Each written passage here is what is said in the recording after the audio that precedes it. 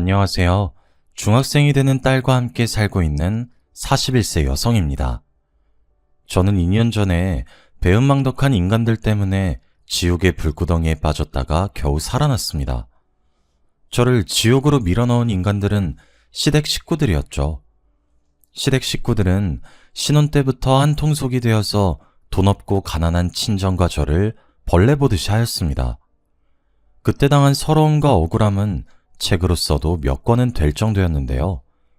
그래도 여자로 태어난 업보라고 생각하고 고된 시집살이를 눈물로 참아냈습니다. 시댁 식구들을 가족들이라고 생각하고 시댁이 경제적으로 힘들어졌을 때 시댁을 다시 일으켜 세우려고 했죠. 그런데 그 인간들은 제 뒤통수를 치고 인생을 끝장내려고 했습니다. 소문이라도 내고 싶은 마음에 이 끔찍한 경험을 여러분들에게 들려드리고자 합니다. 저희 집안은 중산층으로 넉넉하진 않지만 크게 돈 걱정은 하지 않으면서 살았습니다.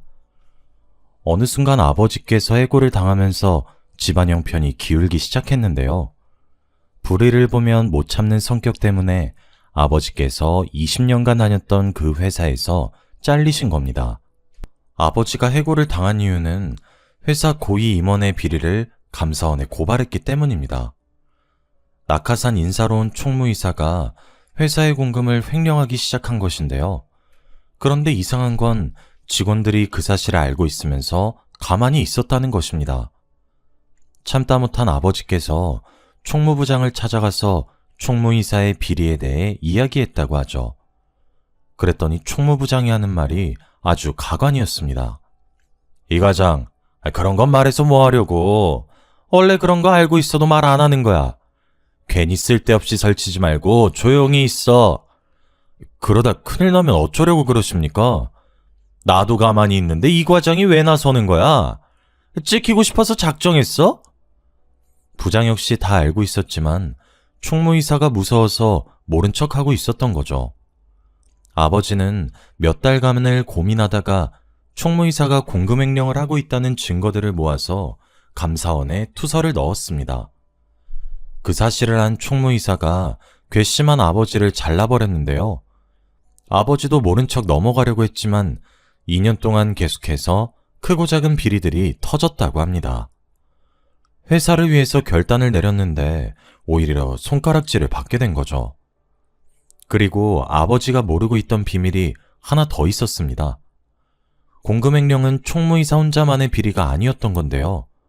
아버지가 건드린 비리는 다른 임원과 거래처까지 줄줄이 엮여있던 대형 커넥션이었다고 해요. 심지어는 회장까지 연관되어 있었다고 합니다.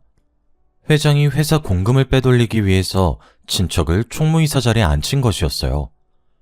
그래서 누구 하나 건들지 못하고 있었는데 아버지가 건드렸으니 블랙리스트에 오를 수밖에 없었죠.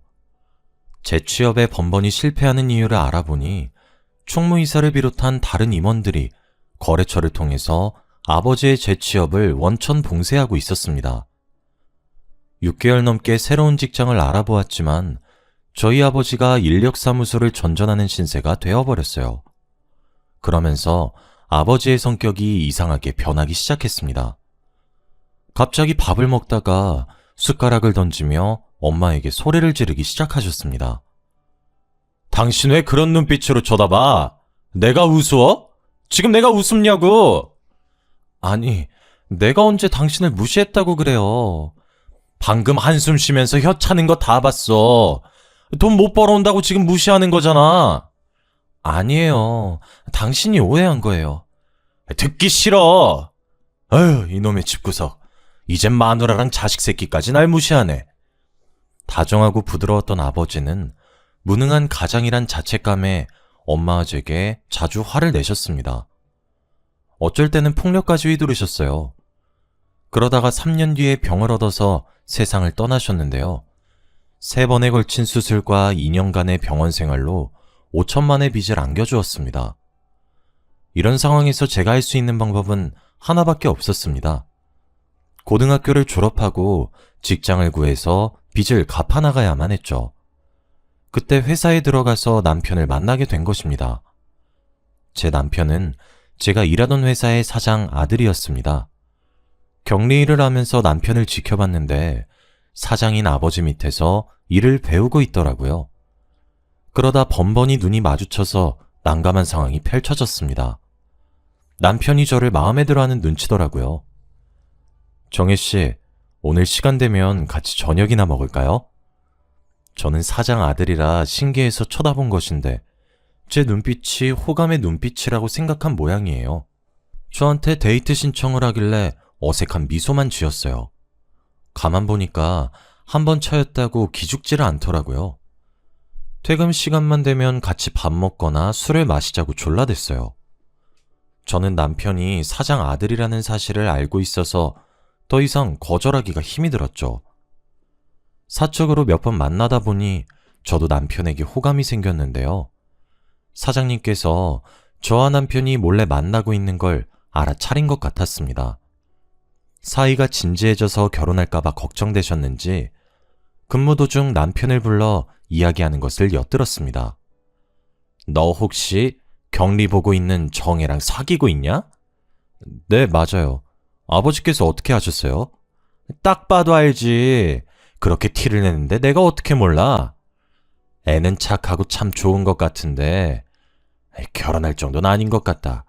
경제적인 수준이 비슷해야지 나중에 부부싸움도 덜할 거 아니야. 요즘 시대에 조건 보고 결혼하나요? 제가 못 사는 것도 아니고 그렇게 조건 따져가면서 결혼하면 저 영원히 결혼 못할 수도 있어요. 아무리 그래도 격리나 하던 애를 며느리로 들일 수 없어. 세상에 여자가 이렇게 많은데 하필이면 정애냐? 좋은 말 할 때 다른 애 찾아봐. 그날 이 대화를 엿듣고 얼마나 우울했는지 모릅니다. 제가 생각해봐도 가진 게 빚밖에 없는데 사장님께서 결혼을 반대하는 것도 당연했죠. 제가 부모라도 더 나은 집안과 사돈을 맺으려고 했을 테니까요. 그래서 남편과 멀어지려고 연락도 줄이고 회사에서는 사무적인 대화만 나눴습니다. 제가 갑자기 차가워지니까 남편이 저를 따로 불러서 무슨 일이 있냐고 묻더라고요. 정혜야, 너 요즘 이상하다. 연락도 잘 안 받고 왜 자꾸 피하는 거야? 내가 말 걸면 단답만 하고. 혹시 화나는 일 있어? 그걸 몰라서 물어요? 저 오빠랑 사장님이랑 이야기하는 거 다 들었어요. 사장님이 우리 사귀는 거 못마땅하게 생각하시잖아. 아니야. 우리 아빠가 아직 너에 대해서 잘 모르셔서 그래. 너랑 친해지면 생각 바뀌실지도 몰라. 사장님이랑 어떻게 친해져? 우리 둘만 좋다고 결혼했다가 무슨 일이라도 벌어질지도 모르고. 나도 그렇고 오빠도 그렇고 이제 슬슬 결혼할 나이잖아. 더 좋은 사람 만나서 결혼 준비해야지. 뭐? 그럼 지금 헤어지자는 거야? 아무리 그래도 이런 걸로 헤어지는 게 말이 돼? 정혜야, 다시 생각해보자. 아버지랑 엄만 내가 설득해볼게. 남편이 이런 식으로 저를 붙잡으니까 헤어지기 어려웠죠. 남편은 부모가 반대한다고 저를 포기할 생각은 없다고 걱정하지 말라고 했어요. 그리고 진짜로 사장님을 설득시키기 시작했죠. 저를 데리고 집으로 가서 식사도 하고 술도 한 잔씩 하면서 사장님과 사적인 대화를 많이 나누게 되었습니다. 진짜로 사장님이 절 좋아하게 되실 줄은 꿈에도 몰랐는데 2달 뒤에 저희들의 결혼을 허락하시더라고요. 그런데 나중에 알고 보니 이제 제 시아버지가 되신 사장님께서 남편과 거래를 한 것이었습니다. 남편은 몇 달 동안 공을 들여서 새로운 거래처를 확보하는 데 성공했는데 만약 결혼을 허락하지 않으면 거래처를 다른 경쟁회사에 넘겨버리겠다고 협박했다고 해요. 뭐? 민철이 너 지금 뭐라 했냐? 땡땡사에 그걸 넘기겠다고? 네가 지금 미쳤어? 감히 아버지를 협박해? 아버지, 협박이 아니라 거래를 하자는 거예요. 정혜를 며느리로 드리고 좋은 거래처 확보하실래요? 아니면 이 거래 아예 그만두실래요? 제가 이 사실을 알았으면 남편을 말렸을 텐데 결국 시아버지께서 결혼을 허락하신 거였습니다. 남편 말로는 시아버지께서 끝까지 결혼을 반대하시니까 마지막 수단을 쓴 거라고 합니다. 전 이것도 모르고 좋다고 결혼식을 올렸네요. 덕분에 저는 시부모님께 밉보여서 원치도 않는 시댁살이를 하게 되었습니다. 제가 시댁까지 찾아가서 따로 살고 싶다고 말씀드리니까 시어머니는 저한테 이렇게 말씀하시더군요. 집 살 돈은 있고? 혼수도 안 내왔으면서 분갈하겠단 거니? 아니요, 어머님. 같이 사시면 어머님이 불편해하실까봐. 불편하긴 뭐가 불편해? 안 그래도 몸 안 좋아서 집안일 도울 사람 필요했는데 잘 됐다. 얼른 이삿짐 옮겨. 제가 남편한테 말해서 따로 살고 싶다고 해도 시어머니께서 시댁에 남아도는 방도 많은데 굳이 분가해야겠냐고 따지셨습니다. 보나마나 저를 옆에 두고 살림을 시키면서 부려먹을 속셈이시겠죠. 결국 시어머니의 바람대로 결혼 후 회사를 그만두고 시댁살이를 시작하게 되었습니다. 예상대로 시어머니께서 저를 갈구시더라고요. 시어머니와 한 집에서 사느라 저는 방에서 편히 누워있지도 못했습니다. 그리고 시어머니만 절 괴롭히는 게 아니었거든요. 손아래 시누이는 저를 아예 가사도우미 취급했습니다. 어느 날은 제게 집안일을 시키다 못해 혼을 내기까지 했습니다. 뭐야 이게? 이건 왜 이렇게 한 거야? 언니, 이리 좀 와봐. 시누이가 앙칼진 목소리로 저를 부르길래 가봤더니 너덜너덜해진 속옷이 보였습니다. 시누이는 이 속옷이 세탁기에서 나왔냐며 왜 이렇게 했냐고 저를 노려보고 있었습니다. 언니, 이건 실크 소재라서 손빨래해야 한다고 몇 번이나 말했어요. 이게 뭐야? 비싼 건데 완전 걸레가 됐잖아. 시누이는 큰마음 먹고 산 명품 속옷이 망가졌다고 난리를 치더라고요. 이게 얼마짜린지 아냐고 난리를 치길래 한숨을 쉬면서 사과했죠. 미안해. 내가 깜빡하고 그냥 세탁기에 넣었네.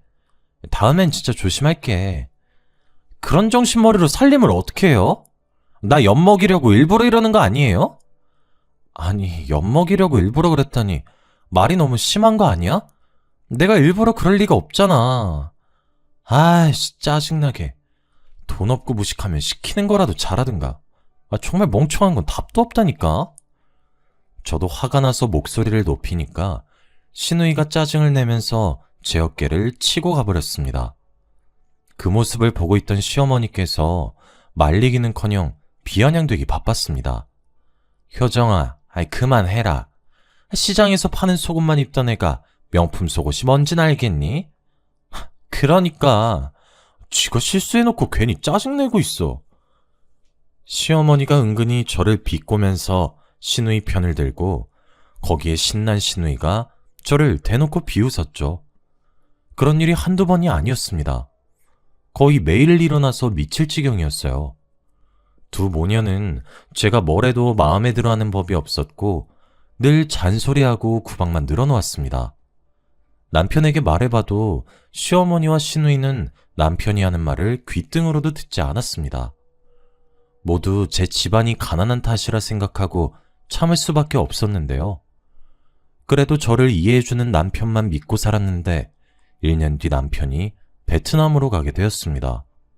시아버지께서 베트남에 수출을 하려고 몇 년 동안 공을 들인 사업체와 드디어 연결이 됐습니다.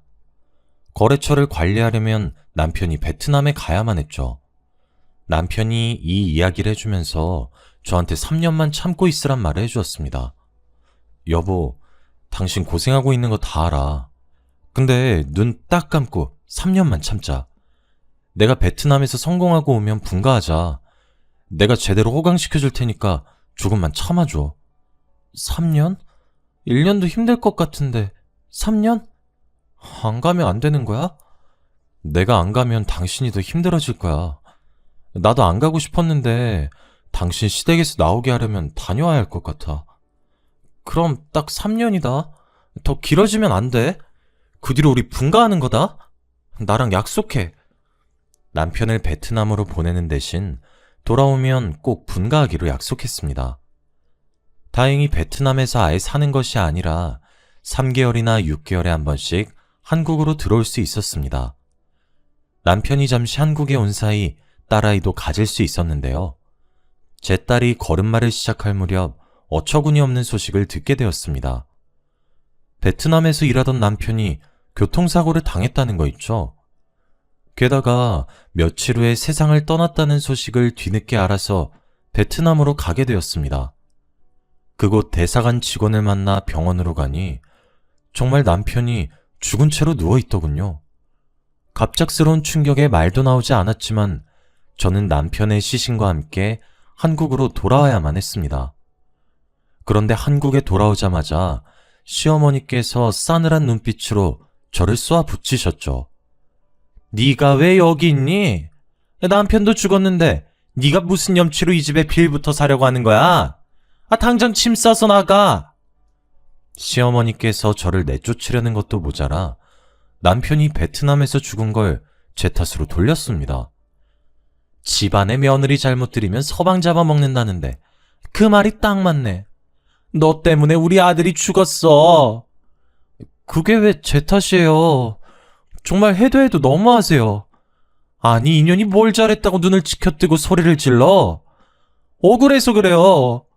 그동안 무시당한 것도 억울한데 남편 죽은 지 며칠이나 지났다고 저를 쫓아내려고 들어요? 양심 없는 년? 너까지 꽤 억울하다고? 듣기 싫으니까 당장 이 집에서 나가. 네, 나갈게요. 있으라고 사정해도 나갈 거라고요. 남편 장례만 치르고 바로 나갈 거니까 제발 저 좀 내버려 두세요. 남편 잡아먹은 년이 무슨 염치로 장례를 치른대? 절대 안 된다. 더 이상 볼 생각 없으니까 썩 나가거라. 시어머니께서 끝까지 고함을 지르길래 눈물을 머금고 나왔습니다. 딸을 데리고 친정으로 가니까 어머니께서 제 이야기를 듣고 같이 눈물을 흘려주셨죠. 아이고, 세상에 그런 몰상식한 집안이 다 있나. 우리 딸이 남편을 잃었는데 감히 쫓아내? 내가 결혼을 잘못 시켰다. 남편들 눈만 보는 게 아니라 시댁도 같이 보는 거였는데. 엄마, 나 너무 억울하고프네. 그동안 당한 수모 생각하면 밤에 잠도 안 와. 제가 울면서 그동안 엄마한테 이야기하지 못한 시댁살이를 다 털어놓았습니다. 엄마는 왜 이제 와서 이야기하냐고 저를 혼내셨습니다. 이혼했어야 했는데 왜 참았냐고 그러면서 우시는데 아무 말도 못하겠더군요. 그날 이후로 엄마와 같이 살면서 다시는 결혼하지 않으리라 다짐했습니다. 그러다 시댁 소식을 듣게 되었는데요.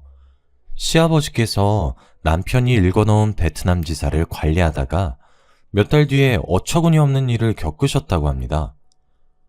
남편 덕분에 베트남의 거래처를 뚫어서 재미를 톡톡히 본 시아버지께서 거래처 사장 말만 듣고 중국 진출을 시도했다고 하죠. 자네도 세계에서 중국 시장이 제일 큰 거 알고 있지? 이제 슬슬 중국 쪽 노려봐야지. 언제까지 푼돈만 가지고 있을 거야? 아니, 무슨 방법으로? 자네가 중국 시장에 대해 잘 알고 있나? 나만 믿어. 내가 중국에서 일해봐서 알아. 거래처 사장은 중국 시장을 노려보자면서 5억이 넘는 착수금을 요구했고 시아버지께서 제대로 알아보지도 않고 5억이 넘는 돈을 착수금으로 줬다고 하는데요.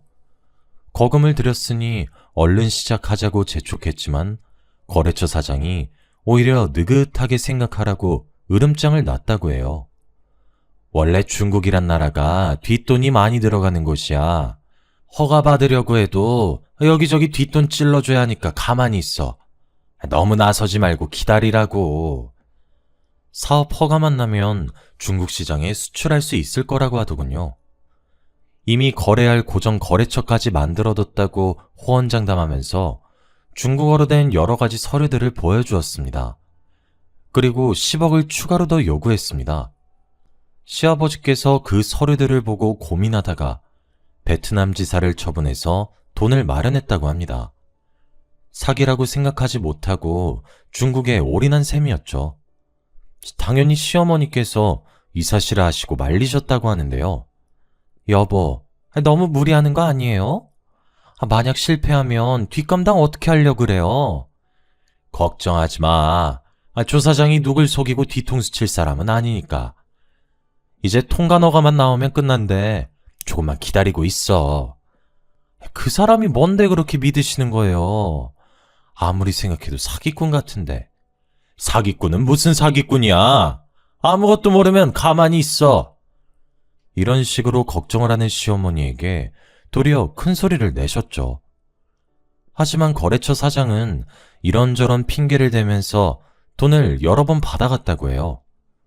그런데 몇 달 뒤 중국으로 간 거래처 사장이 시아버지에게 뜻밖의 소식을 들려주었습니다. 중국 지사를 내러 비행기를 탄 것이 아니라 아버지 돈을 가지고 튀어버렸다는 사실을 알려준 거죠. 자기가 속았다는 사실을 알게 된 시아버지께서 순식간에 도박에 빠지셨습니다.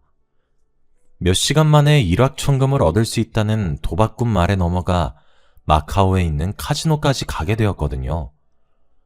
처음에는 소액으로 시작했지만 잃은 돈을 만회하기 위해서 점점 더 큰 액수를 베팅했다가 큰 사단이 나고 말았습니다. 회사의 공금까지 곶감 빼먹듯이 쓰다가 회사가 거덜나기 일보 직전인 상황에 몰렸다고 합니다. 덕분에 시아버지께서 15억이 넘는 빚을 지게 되었습니다. 결국 마카오에서 한국으로 돌아온 시아버지께서 이 사실을 고백하니까 시어머니께서 쓰러지실 뻔했죠. 아이고, 이젠 망했네. 어쩌면 좋아. 빚이 15억이라는데 어쩌면 좋아. 시어머니께서 하루아침에 알거지 신세가 되었다며 바닥에 주저앉아 통곡을 하셨습니다. 시간이 지나자 집까지 압류되어서 길바닥에 나앉는 처참한 신세가 되어버렸다고 하는데요. 저희 엄마가 그 소식을 듣고 시댁이 벌 받는 거라고 하셨습니다. 아이고, 꼴 좋다. 돈 좀 있다고 내 딸 구박하고 쫓아내니까 그런 천벌을 받는 거야. 그런 놈들은 혼쭐 좀 나봐야 돼. 맞아. 시댁이 벌 받으니까 우리가 잘 되네. 진짜 사람 죽으란 법 없나 봐. 제가 괜히 이런 말 하는 것이 아니었습니다. 15년 전에 외할아버지가 돌아가시면서 외동딸이었던 저희 엄마에게 논과 밭이 있는 땅을 유산으로 물려주셨습니다.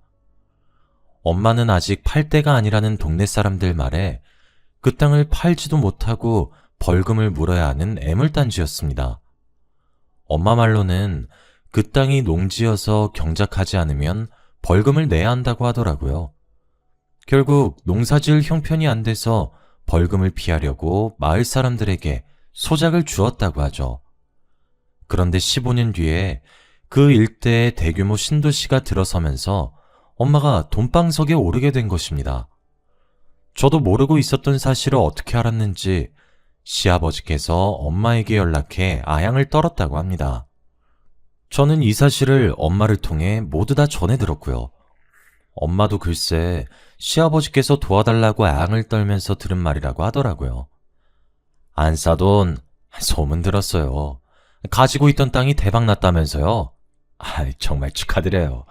쥐구멍에도 벼뜰 날이 있다더니 이젠 갑부가 되셨네요. 뭘요. 남편 잃고 혼자 사는 과부를 하늘이 딱하게 여기신 거죠. 딱하게 여기긴요. 딱한 사람은 따로 있는데. 네? 무슨 일 있으셨어요? 제가 하던 사업이 갑자기 힘들어졌어요. 그래서 조금만 도와주신다면 죽어도 잊지 않겠습니다. 그러면서 자기가 어떻게 사기를 당했고 사업을 망하게 되었는지 이야기해 주었다고 해요. 자기가 사기당하고 자기가 도박에 빠졌으면서 도와달라고 요청하는 시아버지가 무척이나 염치 없어 보였죠. 저희 엄마도 어이없어 하면서 딱 잘라 말했어요. 뭐? 저보고 도와달라고요? 저기요, 이것 보세요. 제 딸 남편 잡아먹은 년이라고 쫓아낼 땐 언제고 이젠 도와달라고요? 어림없는 소리 하지 마세요. 안사돈, 그때 일은 제가 사과드릴게요. 그리고 그냥 도와달라는 거 아닙니다. 회사를 전부 새애기한테 줄 생각입니다. 지금 우리 딸한테 회사 넘겨준다고 하셨어요? 시아버지께서 힘들어도 너무 힘들었나 봅니다. 갑자기 저한테 회사를 준다고 하길래 잘못 들었나 귀를 의심했습니다.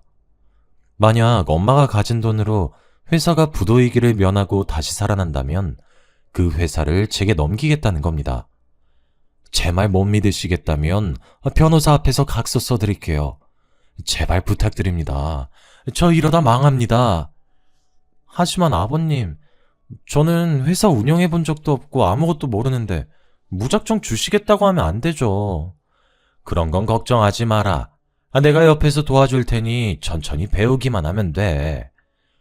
지금 후계자 자리를 저한테 주시려고요? 신우인 어쩌고요? 내 딸은 후계자감 아니라는 거 진작부터 알고 있었다. 그러니 너한테 이러는 거 아니냐? 그러면서 시아버지께서 투자 명목으로 도움을 주면 매달마다 투자금 외에 지분을 주겠다고 약속했어요. 다시는 시댁 식구들을 보지 않겠다고 다짐했는데 엎드려서 비는 시아버지 모습을 보자 측은한 마음이 생기더라고요. 오죽했으면 거의 남이나 다름없는 며느리한테 와서 이러는 걸까요? 게다가 시아버지가 말하는 조건도 나쁘지 않으니 10억이 넘는 토지 보상금을 투자금으로 주기로 했어요. 원래는 그 돈으로 노후 대책을 하려고 했는데 의논 끝에 시아버지의 제안을 받아들이기로 한 거죠. 당연히 저도 갑작스러운 제안을 받아들인 게 걱정되긴 했습니다. 엄마한테 이래도 되는 거냐고 물어보니까 무작정 오케이 한 것이 아니라서 생각이 있어서 승낙한 거라고 하셨습니다. 확실하게 계약서도 받아뒀고 건물보단 회사에 투자해서 매달 수익 챙기는 게 훨씬 나을 것 같구나. 네가 회사 차지하면 CM이랑 신우도 널 얕잡아 볼 일 없을 거다. 엄마가 며칠 뒤에 계약서대로 시아버지께 10억을 투자했습니다. 그 덕분에 시아버지께서 급한 불을 끌 수 있었고 시댁도 압류의 위기에서 벗어날 수 있게 되었습니다.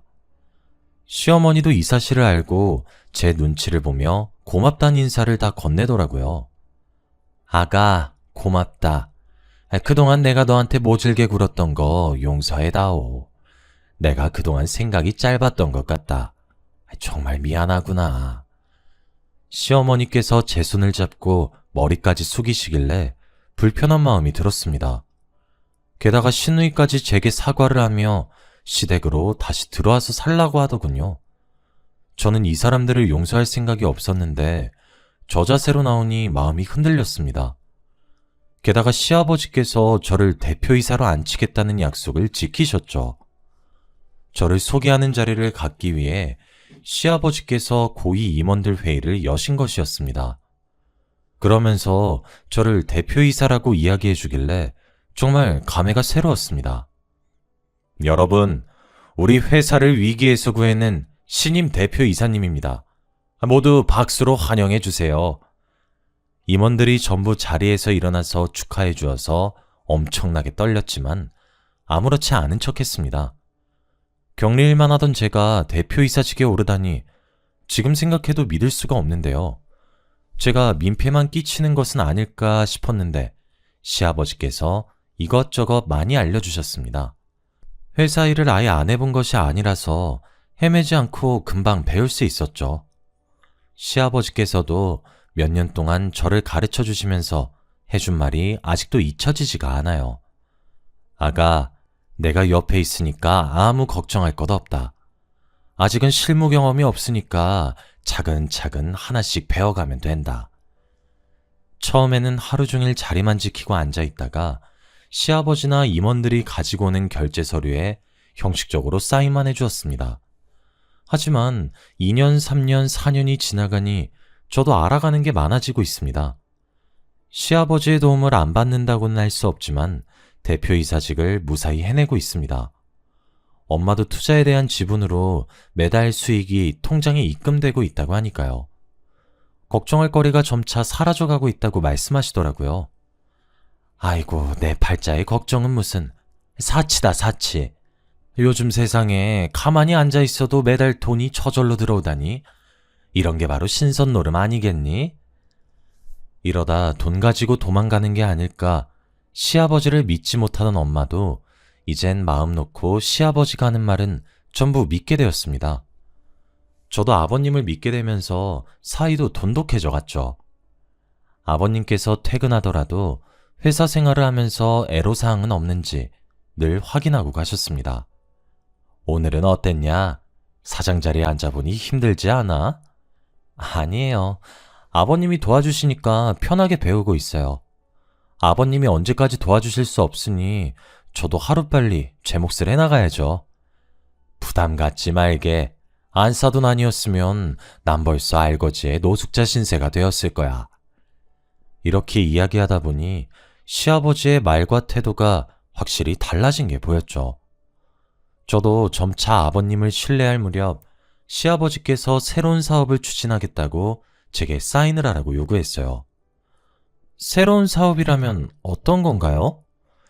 제가 묻자 시아버지께서 다른 임원들을 쳐다보면서 미소만 짓고 계셨습니다. 그때 기획이사가 대신 나서서 이야기해 주었는데요. 사업 다각화를 위해서 회사의 판매망을 확장하는 사업인데 길게 설명드리자면 어려울 테니까 지사를 몇 개 더 만드는 거라고 생각하시면 됩니다. 네, 알겠습니다. 기획이사는 길고 장황하게 설명하려다가 사업에 대해서 잘 모르는 저를 위해서 간단하게 설명해 주었습니다. 저는 그래서 서류에 사인만 해주었죠. 그런데 얼마 뒤 기획팀장이 심각한 표정으로 저를 찾아왔습니다. 저 사장님, 중요하게 드릴 말씀이 있습니다.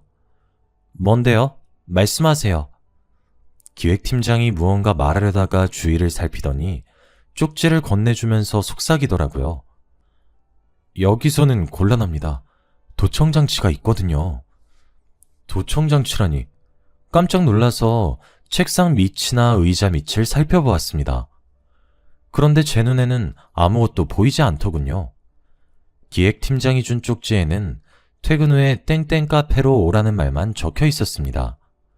그래서 그 카페로 갔더니 입구에서부터 기획팀장이 보이더군요. 제가 아는 체를 하니 기획팀장이 부들부들 떨며 말없이 커피만 마셨습니다. 무슨 말을 하려고 저러나 어서 말해달라고 재촉했더니 기획팀장이 믿을 수 없는 말을 내뱉었습니다. 사장님, 뒤에서 다 들었습니다. 전임 사장님 며느리 되신다면서요? 지금 전임 사장님하고 임원들의 농간에 노란하고 있다고요. 그냥 있다가는 감옥에 가게 될 겁니다. 기획팀장은 아무것도 모르는 사람한테 이럴 수 없다며 잔뜩 흥분한 채 목소리를 높였습니다. 제가 놀라서 어리둥절해 있자 기획팀장님이 차분하게 모든 상황을 설명해 주었는데요. 시아버지께서 저를 바지 사장으로 앉혀놓고 이용하고 있다는 충격적인 말을 꺼내더군요. 아버님께서 임원들과 한통속이 되어서 회사 공금을 야금야금 빼돌리고 있었는데 이제 곧 회사에 있는 자금을 전부 빼돌릴 거라고 합니다. 그리고 고의로 부도를 낼 거라고 하더군요. 제가 믿을 수 없다고 하니까 기획팀장이 더한 말을 해주었습니다. 아직 놀라기엔 일러요. 그 인간은 저번에도 회사를 말아먹은 전적이 있으니까요. 도박에 빠진 놈을 믿는 것 자체가 미친 짓입니다. 시아버지께서 도박 맛을 잊지 못해 아직까지 카지노를 오가고 있다고 해요. 예전에도 해외 출장을 다니면서 카지노에 가려고 회사 공금에 돈을 댔다가 수습하기 힘든 지경에 이르자 동업자에게 뒤집어 씌웠다고 합니다. 이번에는 제가 그 타겟이 된 거고요. 저희 엄마가 돈방석에 앉았다는 소문을 듣고 저희 모녀를 이용하려고 끌어들인 겁니다. 그러면서 얼마 전에 사인한 서류를 언급하더군요. 사장님께서 사인한 서류는 회사를 고의로 부도내는데 이용할 겁니다.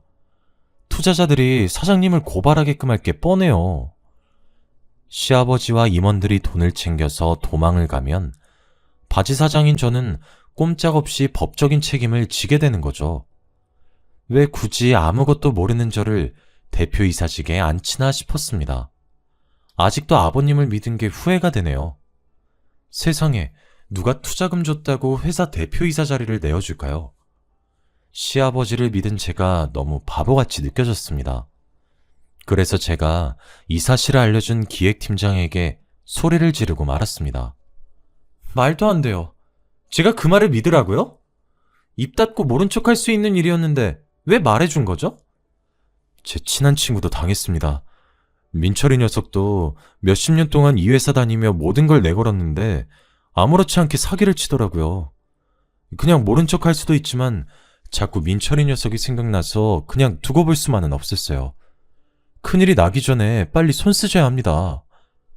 믿기지 않으면 직접 보라며 기획팀장이 자기가 모은 증거 자료들을 제게 주고 자리에서 떠나버렸습니다. 그래서 저는 바로 경찰서를 찾아갔죠. 형사들과 함께 시아버지를 찾아갔더니 아무것도 모르고 임원들과 회의를 하고 있더군요. 형사가 아버님 손목에 수갑을 채워버리자 아버님께서 소리를 지르셨습니다. 당신 뭐야? 왜 나한테 수갑을 채우는데? 뭐? 네가 신고를 했다고? 아가, 이게 무슨 짓이냐? 네가 뭘 단단히 오해하고 있는 모양인데, 아니 난 아무것도 안 했다. 일단 수갑 풀고 이야기 좀 나누자. 끝까지 오리발 내밀 셈이세요? 당신이 회사 돈 챙기고 도망가려고 했잖아. 형사님, 전 이분이랑 이야기할 생각 없으니까 빨리 경찰서로 데려가 주세요. 형사가 아버님을 데려가자 어이없는 일들이 드러나기 시작했습니다. 시어머니도 시아버지의 계획을 알고 있었지만 일부러 숨기고 있었던 거였어요. 그 사실을 알고 엄마가 시댁을 찾아가 난리를 피우셨습니다. 다짜고짜 물건을 집어던지다 못해 시어머니의 뺨을 갈겨버렸죠. 네가 미쳐도 제대로 미쳤구나. 돈에 미쳐서 며느리를 감옥에 보내려고 해? 네 년도 감옥에 들어가야 해. 두고 봐. 내가 꼭 감옥에 넣어줄 테니까. 시어머니랑 시누이는 엄마가 진짜로 고소를 할 줄은 몰랐나 봐요. 코웃음을 치며 저희를 내쫓더니 엄마가 변호사를 선임해서 회사에 넣었던 투자금을 모두 돌려받는 소송을 하자 태도가 바뀌었죠. 엄마가 시댁의 재산을 압류하는 과정에서 집까지 압류하게 만들었거든요. 시어머니와 시누이가 그제야 집으로 찾아와 울면서 빌었습니다. 새아가, 내가 잘못했다. 너희 엄마가 그러던데 네가 용서해주면 소송 철회한다고 하더라. 우리 진짜 집 압류당하면 길바닥에 나 앉아야 돼. 우리 애정을 생각해서라도 집만은 돌려다오. 제발 부탁한다. 언니, 나하고 결혼한단 말이야. 그런데 집이 압류된다니. 언니, 나 좀 살려줘. 시키는 건 뭐든지 다 할게. 잘못은 아버지가 했지 내가 한 게 아니잖아. 뭐? 네가 정말 잘못한 게 없는 것 같아? 비싼 속옷 망가졌다고 나한테 하던 짓은 기억 안 나는 모양이구나. 난 너한테 할 말 없어. 뭐든지 다 한다고 했으니까 여기서 당장 나가든지 해. 얘야, 내가 잘못했다. 이렇게 빌게. 언니, 내가 못된 년이라 그랬어. 반성할게. 반성할 테니까 제발. 저는 시어머니와 시누이가 뭐라 하든 간에 예전에 저를 쫓아냈듯이 집에서 내보냈습니다. 사람에게는 넘지 말아야 할 선이 있습니다. 그 선을 넘는 순간 언젠가는 혹독한 대가를 치러야겠죠. 아직까지 법정 소송 다툼이 이어지고 있지만 저는 절대 포기할 생각이 없습니다. 끝까지 가서 저를 속이고 농락한 시댁에게 복수해 주려고 합니다. 이 사연을 보내는 것도 복수하는 방법 중 하나라고 생각하는데요. 제발 부디 시댁 사람들이 제 복수를 달게 받고 진심으로 뉘우치길 바랍니다.